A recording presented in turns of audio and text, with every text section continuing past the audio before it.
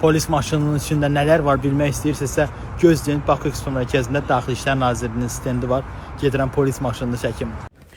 Çoxdandır polis maşını çəkmək istəyirdim. Nəhayət ki, bu günə qismətmiş. Bakı Expo mərkəzinə gəldim. Sırf bu maşını, o üzərindəki sayrışan işıq qurğusunu yaxından görmək üçün.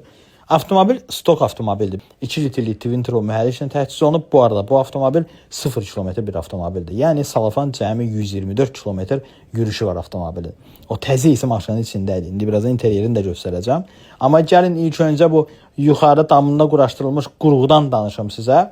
9 ədəd kamera və 2 ədəd lidar skanerlə təchiz olunmuş bir sayrışan işıq qurğusudur bu.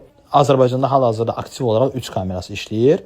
İkisi öndə, biri arxada. Öndəki kameralardan biri sizin nömrənizi təyin edir və mərkəzləşmiş baza ilə eyniləşdirir. Kameralardan digəri isə əgər avtomobilin sığortası bitibsə, həbsi varsa, cəriməsi varsa, onu təyin edir və sizə elektron protokol da yaza bilir hər hansı qanun pozuntusunda. Avtomobildə bir ədəd stasionar planşet var, hansı ki sürücü məlumatlarını müəyyən edir. Həmin planşetin bir ədəd 50 daşına biləni var. O yol polis inspektoru sinyalca yaxınlaşanda məsələ bu planşetlə yaxınlaşır. Planşetin arxasında bu gördüyünüz nömrəli pult daxili radio üçündür. Yanında da megafonun mikrofonunu görürsünüz.